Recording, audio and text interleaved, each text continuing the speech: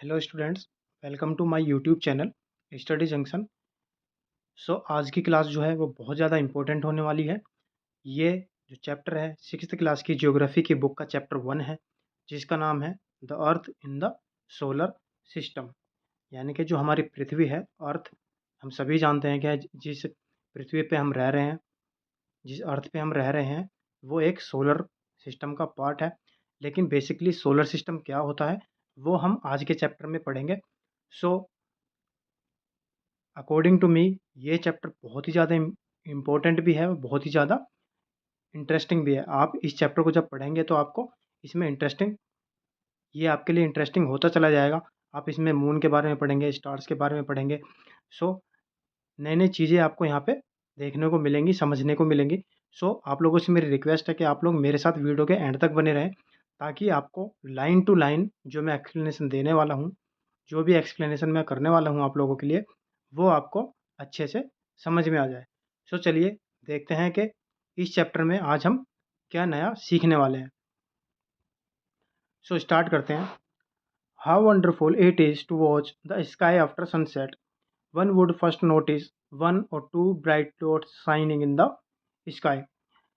ये कितना अच्छा लगता होगा तब हम सूरज के ढलने के बाद आसमान में देखते हैं और हम नोटिस करते हैं कि एक या दो जो डॉट्स हैं वो आकाश में शाइन कर रहे हैं। Soon you would see the number increasing। आप देखेंगे कि ये जो डॉट्स हैं एक तरह के आसमान में, वो धीरे धीरे क्या हो रहे हैं, बढ़ रहे हैं। You can not count them any more. फिर वो इतने ज़्यादा बढ़ जाएंगे कि आप उनको काउंट नहीं कर सकते। The whole sky is filled with tiny shining objects, some are bright other dim. इन ऑब्जेक्ट्स में जो ये डॉट्स हमें स्काई में दिखाई देते हैं, इनमें कुछ काफ़ी ज़्यादा ब्राइट होते हैं, यानी कि काफ़ी ज़्यादा चमक रहे होते हैं, और कुछ ऐसे होते हैं जो काफ़ी डिम होते हैं, जो कम चमकते हैं। It seems as if the sky is studded with the diamonds. ऐसा लगता है जैसे आसमान में हीरे बिखेर दिए गए हैं। They all appear to be twinkling, but if you look at them carefully, you will notice that some of them do not twinkle as the others do। आप जब इनको देखेंगे ध्यान से, आप नोटिस करेंगे कि इसमें कुछ जो डॉट्स हैं वो ट्विंकल कर रहे हैं, यानी कि अच्छे से चमक रहे हैं, बट कुछ ऐसे होंगे जो ट्विंकल नहीं करते। They simply glow without any flicker, just as the moon shines। Along with these bright objects, you may also see the moon on most of the days। आप इन ऑब्जेक्ट जो ब्राइट ऑब्जेक्ट्स हैं, इनके अलावा आप क्या देखते हैं आसमान में आए काफ़ी दिनों तक? Moon. It may however appear at different times in different shapes and at different position. ये जो है अलग अलग जगह पे, अलग अलग शेप्स में और अलग अलग टाइम पे हो सकता है। You can see the full moon only once in about a months time. आप एक महीने में एक बार ही पूरा चांद देख सकते हैं। It is full moon night और पूर्णिमा। आपने सुना होगा, जिसको हम पूर्णिमा कहते हैं। तो पूर्णिमा जो होती है वो फुल मून नाइट होती है, यानी कि इस रात को जो चांद चमकता है आसमान में वो पूरा चमकता है। A new fortnight later you can not see it at all. फिर कुछ दिनों के बाद, 2-4 दिन के बाद, आपको ये बिल्कुल भी नहीं दिखेगा। It is a new moon light और अमावस्या। फिर क्या होता है, एक नया चांद निकल के आता है, जिसको हम क्या कहते हैं, अमावस्या। On this day you can watch the night sky best provided it is clear night. Do you wonder why can't we see the moon and all those bright tiny objects during the daytime? It is because the very bright light of the sun does not allow us to see all the bright object in the night sky। हम दिन में जो है न चांद को देख सकते हैं और ना ही जो और जो ब्राइट छोटे छोटे ऑब्जेक्ट्स हैं। यहाँ पे हम स्टार्स की बात कर रहे हैं। ये अभी यहाँ पे ऑब्जेक्ट्स को, यहाँ पे स्टार्स को जो है ऑब्जेक्ट्स बोला जा रहा है, लेकिन आपको ये नीचे चैप्टर में स्टार्स की डेफिनेशन देखने को मिलने वाली है। अभी ये यहाँ पे जो चैप्टर में दिया गया है स्टार्स को, वो टिनी ऑब्जेक्ट्स बोला गया है।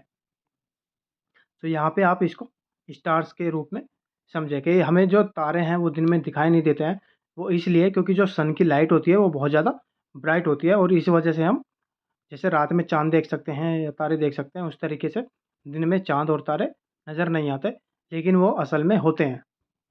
The sun, the moon and all those objects shining in the night sky are called celestial bodies. जो भी हमें रात में यानी कि चाँद और तारे और जो सूरज चमकते दिखाई देते हैं, उनको हम क्या कहते हैं? Celestial bodies.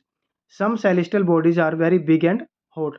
कुछ सेलेस्टियल बॉडीज़ जो हैं काफ़ी ज़्यादा बड़ी होती हैं और बहुत ज़्यादा गर्म भी होती हैं, जैसे कि सन, सूर्य। The they are made up of gases. ये गैसेज़ से बने होते हैं। They have their own heat and light which they emit in large amount. These celestial bodies are called stars. The sun is a star. सन क्या है? एक star है। Countless twinkling stars in the night sky are similar to the sun. जो रात में हम stars देखते हैं, जो ट्विंकल करते हैं, चमकते हैं रात में, वो भी स्टार यानी कि सन की तरह ही होते हैं वो स्टार्स भी। But we do not feel their heat और लाइट। ना ही हम उनकी लाइट को फील कर सकते हैं और ना ही उसकी हीट को। And they look so tiny because they are very very far from us. वो हमें बहुत ज़्यादा छोटे दिखाई देते हैं क्योंकि वो हमसे बहुत ज़्यादा दूर हैं। You must have noticed that all objects look smaller when seen from a distance. जब आप किसी ऑब्जेक्ट को थोड़ी दूरी से देखते हैं या ज़्यादा दूरी से देखते हैं, वो आपको छोटा दिखाई देता है। How small an aeroplane looks when it is flying at a great height. जब एरोप्लेन आसमान में उड़ रहा होता है, तो वो हमें कितना छोटा दिखाई देता है क्योंकि वो एक काफ़ी ज़्यादा ऊंचाई पे उड़ रहा है। While watching the night sky, you may notice various patterns formed by different groups of stars. आप जब रात में स्टार्स को देखेंगे, जैसे आप यहाँ पे देख सकते हैं, यहाँ पे जो है स्टार्स का आपको एक ग्रुप दिखाई देगा। इस ग्रुप को हम क्या कहते हैं?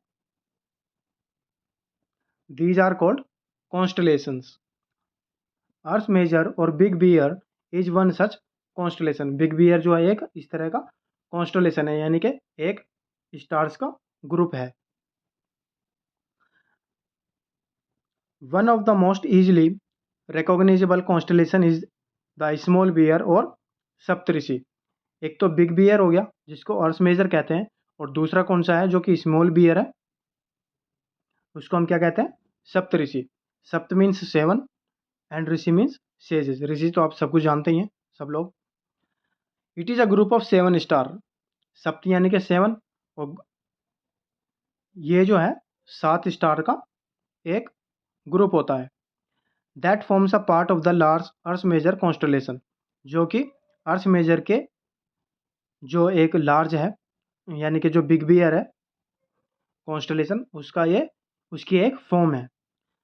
Ask someone elder in your family or neighbourhood to show you more stars, planet and constellations in the sky. In ancient times, people used to determine direction during the night with the help of stars. प्राचीन काल में अगर हम पुराने time में पुराने लोगों के बारे में पढ़ें और प्राचीन काल के बारे में पता करें, तो हमें ये पता चलेगा कि जो उस टाइम के लोग होते थे, वो डायरेक्शन को यानी कि नॉर्थ में जाना है, साउथ में जाना है, ईस्ट में, वेस्ट में, इन सब डायरेक्शन का जो पता लगाते थे वो स्टार के थ्रू लगाते थे। कब? रात में, क्योंकि तारे तो रात में ही चमकते हैं, जैसे हमने ऊपर देखा अभी। The north star indicate the north direction. जो नॉर्थ स्टार है वो किसको इंडिकेट करता है? नॉर्थ डायरेक्शन को। It is also called pole star, यानी कि नॉर्थ स्टार को हम क्या कहते हैं? पोल स्टार भी बोलते हैं। It always remains in the same position in the sky. Pole star जो है यानी कि नॉर्थ स्टार स्काई में, आसमान में हमेशा एक ही पोजिशन पे रहता है। ये नहीं कि आज किसी और पोजीशन पे है और कल किसी और पोजीशन में मिले। उस तरीके से तो फिर डायरेक्शन का पता लगाना बहुत ज़्यादा मुश्किल हो जाएगा। ये अपनी पोजीशंस को चेंज नहीं करते, इसी वजह से हम जो है स्टार्स के थ्रू भी डायरेक्शंस का पता लगा सकते हैं। We can locate the position of the pole star with the help of the Saptarishi. Look at the figure 1.1. You will notice that if an imaginary line is drawn joining the pointer stars and extended further, it will point to the pole star.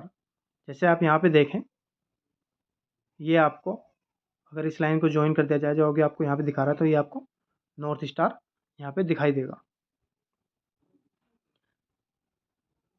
Some celestial bodies do not have their own heat and light. कुछ celestial bodies के पास यानी कि stars के पास या moon के पास अपनी कोई heat नहीं होती, अपनी कोई लाइट नहीं होती। They are lit by the light of the stars. वो दूसरे स्टार्स की लाइट को इस्तेमाल करते हैं। Such bodies are called planets. The word planet comes from the Greek word planetai which means wanderers. यानी कि प्लैनेट क्या है, एक ग्रीक वर्ड है। The earth on which we live is a planet. जिस धरती पे हम रहते हैं, जिस पृथ्वी पे हम अपना जीवन बिता रहे हैं, उसको हम, वो भी क्या है, एक प्लैनेट है। It gets all its heat and light from the sun. इसको लाइट यानी कि रोशनी और जो इसको हीट मिलती है वो कहाँ से मिलती है, सन से। मून को, स्टार्स को, इनको जो भी मतलब रोशनी मिलती है, जो भी इनमें चमक होती है, वो किसकी वजह से होती है, सूरज की रोशनी की वजह से होती है। और अर्थ जो हमारा प्लैनेट है, इस पे भी जो लाइट हमें दिखती है यानी कि जो दिन होता है, वो भी सूरज की रोशनी की वजह से होता है। और जो टेम्परेचर इंक्रीज डिक्रीज होता है, वो भी सूरज की हीट की कमती बढ़ती की वजह से होता है। Which is our nearest star. Sun क्या है हमारा थोड़ा सा नियरेस्ट स्टार है। आप देखेंगे नीचे एक डायग्राम दिया हुआ है, एक फिगर दिया हुआ है, वहाँ पे आपको पता चल जाएगा कि सन से अर्थ कितनी दूरी पे है।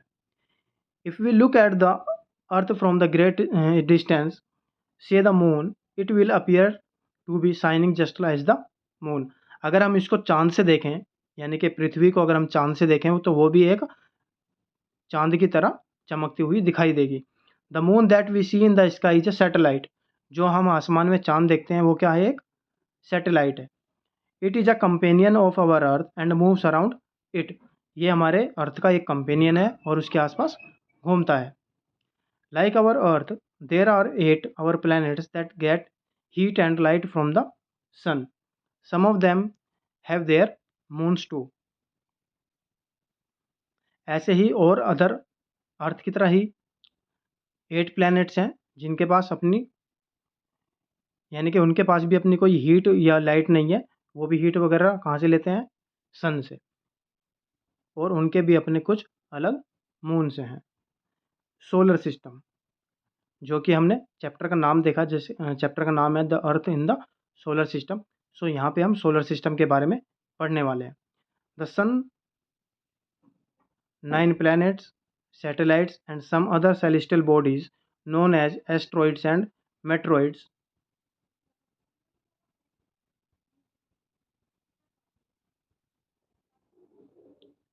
form the solar system. We often call it a solar family with the sun as its head. यानी कि जो सोलर सिस्टम है उसमें क्या क्या इंक्लूड हो गया, यहाँ पे सन हो गया, 9 प्लैनेट्स हो गए, सैटेलाइट्स यानी कि मून वगैरह, and some other celestial bodies यानी कि स्टार्स वगैरह। और कुछ अदर सेलेस्टियल बॉडीज हैं जैसे कि एस्ट्रॉइड्स और मेट्रोइड्स हैं। इनके बारे में हम चैप्टर के एंड में पढ़ने वाले हैं कि एस्ट्रॉइड्स क्या होते हैं और मेट्रोइड्स क्या होते हैं। इस डायग्राम की मैं जो बात कर रहा था, यहाँ पे आपको ये सन दिखाई देगा। सन के एकदम क्लोज है मरकरी, उसके बाद है वीनस, उसके बाद थर्ड प्लेस पे अर्थ है, उसके बाद ये बाकी सारे प्लैनेट्स हैं। जुपिटर है, सैटर्न है, यूरेनस है, प्लूटो है और यहाँ पे नेपच्यून है।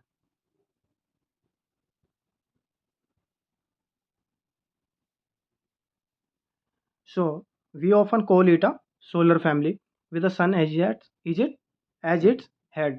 यानी कि जो ये सोलर फैमिली है, जो प्लैनेट्स हैं और जो मून वगैरह सेलेस्टियल बॉडीज़ की जो मिलके एक ग्रुप बनता है जिसको सोलर सिस्टम कहते हैं, इसको हम सोलर फैमिली भी बोलते हैं। और उसका हेड कौन होता है, सन।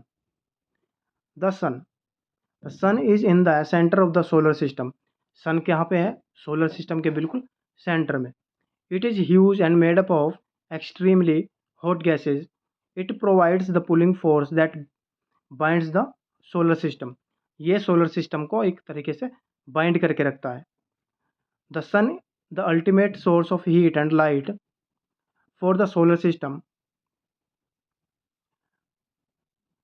सारे सोलर सिस्टम के लिए जो सन है वो लाइट एंड हीट का एक सोर्स है। But that tremendous heat is not felt so much by us because despite being our nearest star it is far away from अस। फिर भी हम जो है बहुत ज़्यादा हीट महसूस नहीं कर पाते हैं अर्थ पे, क्योंकि पास होने के बावजूद भी सूरज जो है हमसे बहुत ज़्यादा दूर है। अगर हम इसके डिस्टेंस की बात करें तो sun is about 150 million kilometre away from the earth. ये इसका यहाँ से अर्थ से डिस्टेंस हो गया। प्लैनेट्स क्या होते हैं? There are 9 planets in our solar system. In order of their distance from the sun they are, total मिला के 9 प्लैनेट्स हैं। और हम अगर सन से उनके डिस्टेंस की बात करें तो सबसे पहले मरकरी आता है, उसके बाद Venus, earth, Mars, Jupiter, Saturn, Uranus, Neptune and में प्लूटो। आपको ये जो है एक ऑर्डर में याद करना होगा। उसको आपको मेमोराइज करने के लिए ये एक दिया गया है ताकि आपको ये इजीली याद हो जाए। My very efficient mother just showed us 9 planets. All the 9 planets of the solar system move around the sun in fixed path.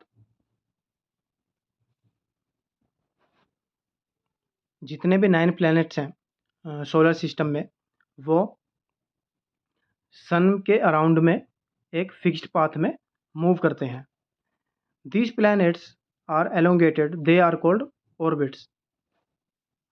These paths are elongated. ये जो रास्ते होते हैं कि जहाँ पे ये मूव करते हैं उसको हम क्या बोलते हैं? Orbit. Mercury is the nearest to the sun. It takes only about 88 days to complete one round along its orbit. Mercury को एक पूरा साल, जैसे हम एक साल में यहाँ पे गिनते हैं कि एक साल में 365 दिन होते हैं, तो यानी कि जो पृथ्वी है वो सूर्य के जो चक्कर लगाती है वो पूरा 365 दिन में लगाती है। सो मरकरी जो है, मरकरी जो प्लैनेट है वो 88 डेज में पूरे सूर्य का एक चक्कर लगा लेती है। Pluto is suppose to be the farthest till now. Pluto जो है वो सबसे दूर माना जाता है। So it takes about 248 years to complete one round. Venus is considered as the earth's twin because its size and shape are very much similar to that of the earth. यानी कि वीनस जो है वो अर्थ का twins माना जाता है, क्योंकि वो साइज में और शेप में जो है बिल्कुल अर्थ के जैसा दिखाई पड़ता है। A new planet 2003 UV has been discovered recently in our solar system. It is bigger than the Pluto and farthest from the sun. 2003 में इस प्लैनेट को खोजा गया था सोलर सिस्टम में। ये प्लूटो से काफ़ी बड़ा था और सन से काफ़ी दूर था। But other detail about this planet are not yet available. उसके बारे में और कोई भी इंफॉर्मेशन अभी तक अवेलेबल नहीं है। Hence the name of this planet has not been included. इसलिए इस प्लैनेट का नाम जो है सोलर सिस्टम में ऐड नहीं किया गया है। द अर्थ, अब बात करते हैं हम अर्थ की। The earth is the third nearest planet to the sun. ये हम ऊपर देख चुके हैं उस डायग्राम में कि जो अर्थ है वो सन यहाँ पे सेंटर में है, फिर मरकरी है, वीनस, उसके बाद अर्थ। तो अर्थ जो है वो तीसरे नंबर पे आता है। ये सन हो गया और यहाँ पे ये अर्थ हो गया। Third nearest planet to the sun. In size it is the fifth largest planet. अगर हम साइज की बात करें तो ये फिफ्थ लार्जेस्ट प्लैनेट है। It is slightly flattened at the poles. Poles की अगर बात करें तो ये ऊपर से थोड़ा सा आपको फ्लैट दिखाई देगा, इस तरीके से हल्का सा यहाँ से जो है फ्लैट दिखाई देगा। ये पोल्स हैं, ये नॉर्थ पोल है और ये साउथ पोल है, और ये ऐसे होता है।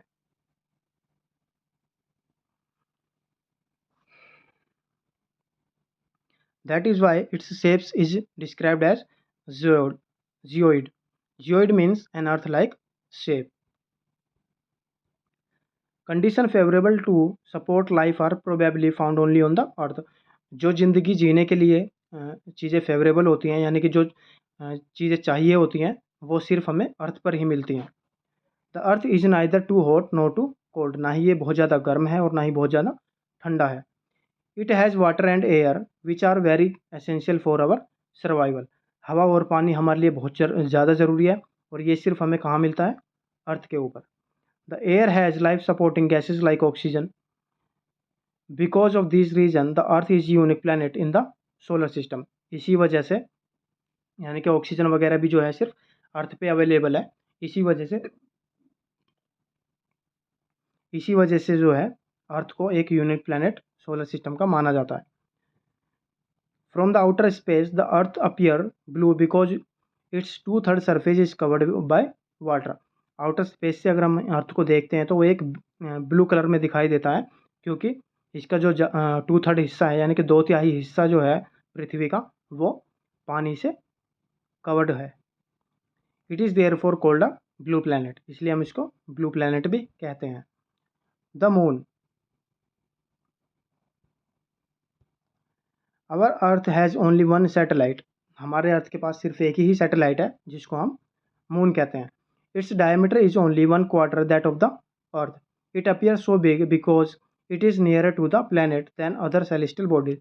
और सेलेस्टियल बॉडीज़ जो हैं उनके मुकाबले ये सैटेलाइट यानी कि मून अर्थ के थोड़ा करीब है। It is about 3,84,400 kilometre away from us. Now you can compare the distance of the earth from the sun and from the moon. अब जो है आपको ये डिस्टेंस पता चल गया कि सन कितना दूर पे होता है और चांद कितनी दूर पे होता है अर्थ से। The moon moves around the earth is in about 27 days. It takes exactly the same time to complete one spin. As a result, only one side of the moon is visible to us on the earth.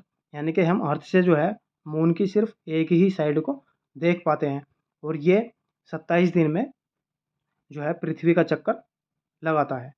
The moon does not have conditions favourable for life. चांद पे किसी भी तरह की ऐसी कोई condition नहीं है जो जीने के लिए पूरी होती हो। It has neither water nor air. ना ही यहाँ पे आपको पानी मिलेगा और ना ही हवा मिलेगी। It has mountains. यहाँ पे सिर्फ आपको माउंटेन्स वगैरह ही दिखाई देंगे।